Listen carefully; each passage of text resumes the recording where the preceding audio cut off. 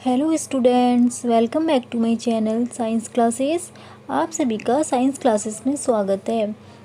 Today I will discuss you practice set 2। Okay, तो आज आपसे मैं डिस्कस करूँगी क्लास 10th साइंस का प्रैक्टिस सेट 2।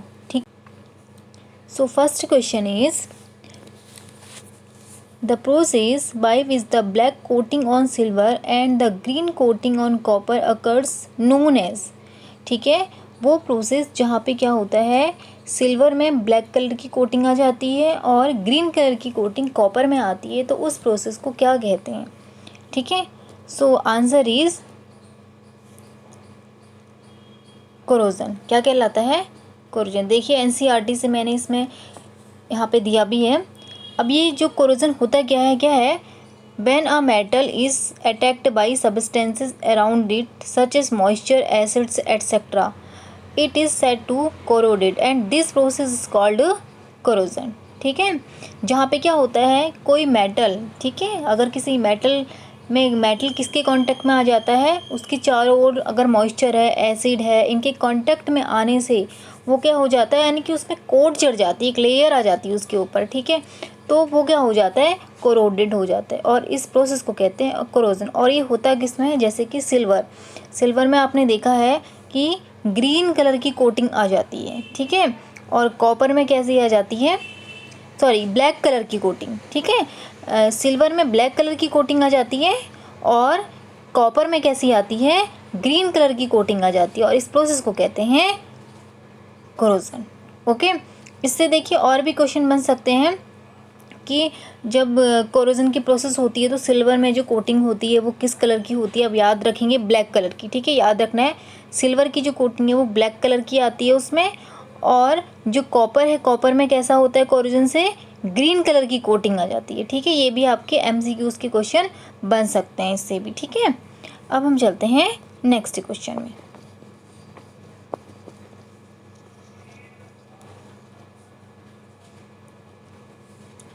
क्वेश्चन 2,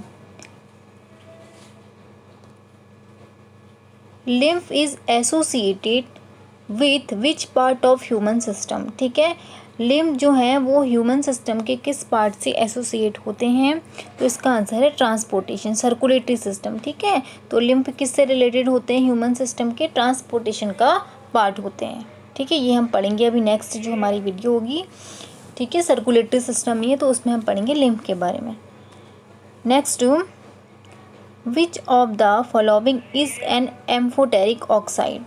इसमें से एम्फोटेरिक ऑक्साइड क्या है। ठीक है, तो चार ऑप्शन क्या क्या है इसमें, Na2O है, Al2O3 है, MgO है, SO2 है। ठीक है, अब देखिए कौन सा एम्फोटेरिक ऑक्साइड है। अब सारे ही ऑक्साइड हैं, जैसे कि सोडियम ऑक्साइड हो गया, एल्यूमिनियम ऑक्साइड है, थर्ड मैग्नीशियम ऑक्साइड है, SO2 सल्फर डाइऑक्साइड है। ठीक है, तो इसमें से बताना है कि कौन सा एम्फोटेरिक ऑक्साइड है। अब इसके लिए सबसे पहले आपको पता होना चाहिए कि एम्फोटेरिक ऑक्साइड होता क्या है।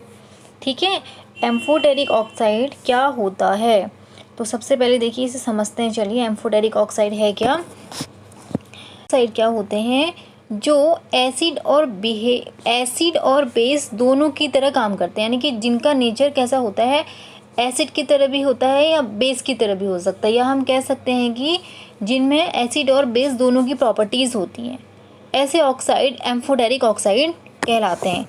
ठीक है, तो इसको मैं लिख लेती हूँ, that behave like both acid and base. ठीक है, जो किसकी तरह करते हैं, जिनका बिहेव कैसा होता है, एसिड और बेस की तरह होता है, तो वो होते हैं एम्फोटेरिक ऑक्साइड। और इसके एग्जाम्पल हैं आपके, जैसे Al2O3। ठीक है, एल्यूमिनियम ऑक्साइड, जेडेनो जिंक ऑक्साइड, ये क्या है, इसके एग्जाम्पल हैं। अब देखिए मैंने ये कहा कि एसिड और बेस की तरह जिसका नेचर होता है, यानी कि जो दोनों की तरह काम करते हैं, एसिड की तरह भी बेस की तरह भी।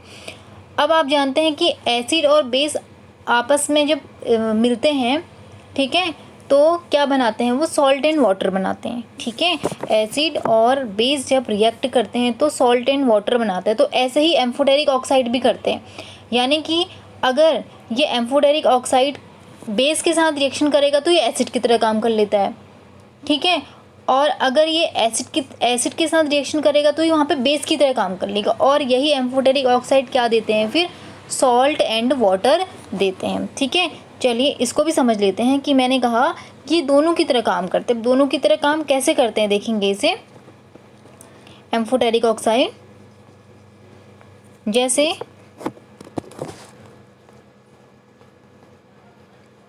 एसिड और बेस क्या देते हैं,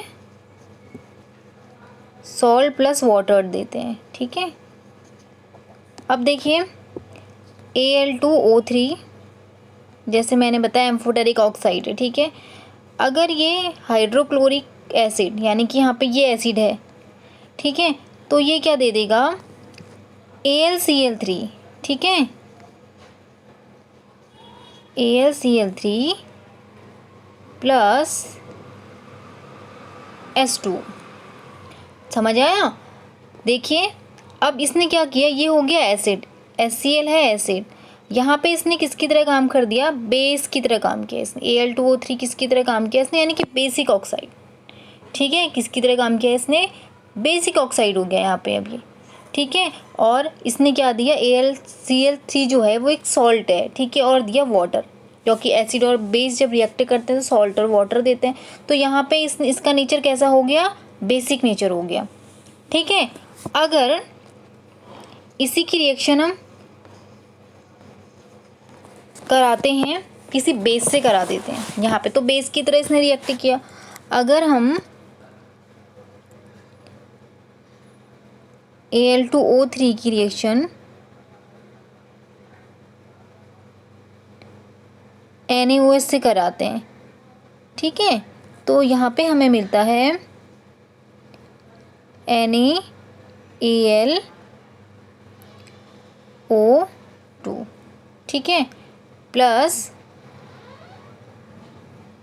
H2। और यहाँ क्या है, ये यहाँ भी इसने दे दिया सॉल्ट, ये भी सॉल्ट था और ये भी क्या है, सॉल्ट दिया था। ठीक है, तो यहाँ पे किससे रिएक्शन करिए, बेस से। अब यहाँ पे जब इसने बेस से रिएक्शन करी तो ये बन गया, इसका नेचर हो गया एसिडिक। ठीक है, यहाँ पे एसिड से की तो इसका नेचर बेस बन गया, और एसिड और बेस मिलते सॉल्ट एंड वाटर देते हैं। ठीक है, अब यहाँ पे इसने बेस से रिएक्शन की तो इसने अपना नेचर कैसा दिखा दिया, एसिड की तरह नेचर दिखा दिया, और यहाँ पे भी क्या दिया इसने, सॉल्ट एंड वाटर। तो ठीक है, अब आई थिंक आपको समझ आ गया होगा कि एम्फोटेरिक ऑक्साइड क्या होते हैं।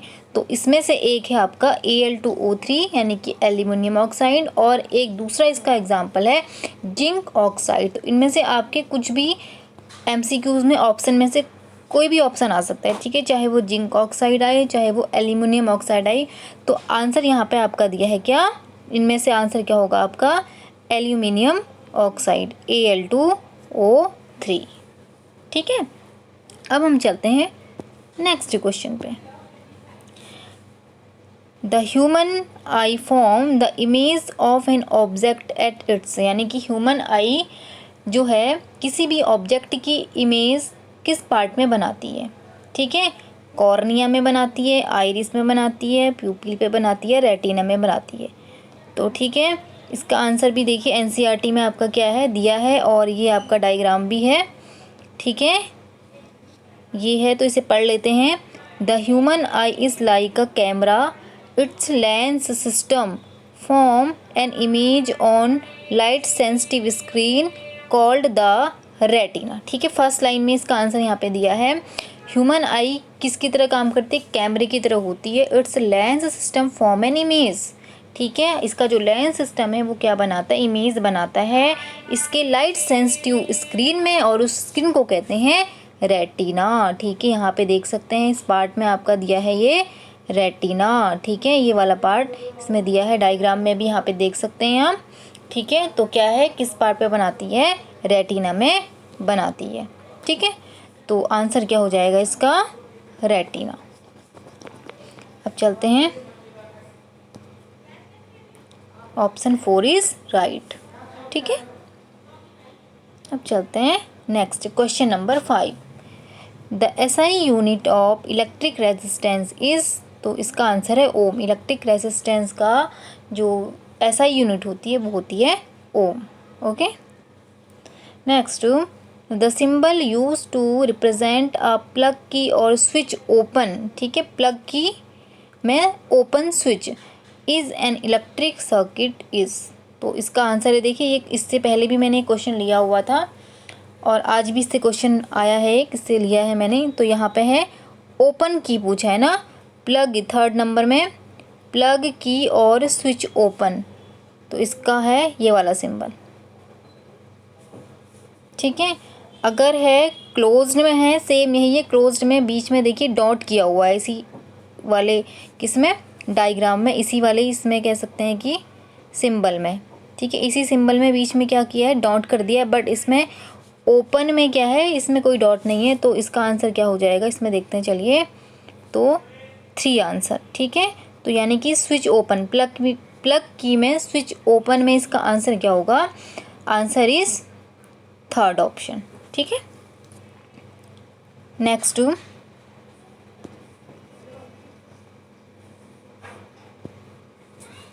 क्वेश्चन 8,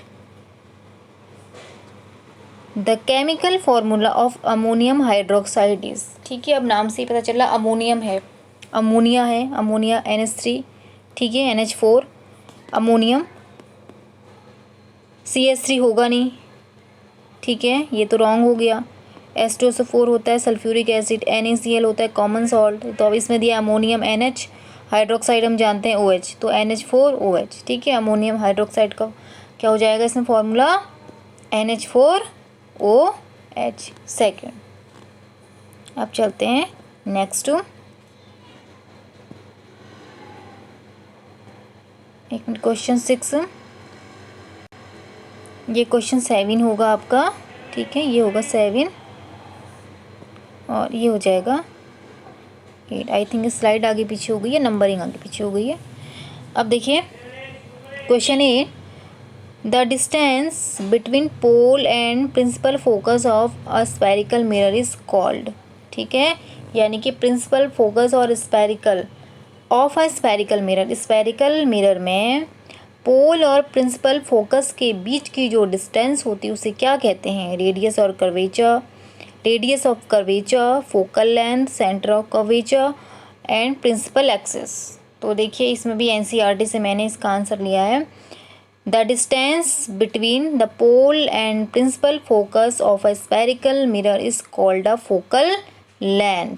ठीक है, यानी कि पोल और किसी भी स्फेरिकल मिरर में प्रिंसिपल फोकस, ठीक है, और पोल के जो बीच की डिस्टेंस होती है उसको फोकल लेंथ कहते हैं।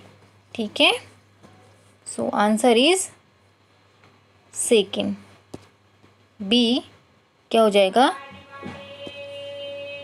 Focal length. ठीक है, अब चलते हैं क्वेश्चन 9,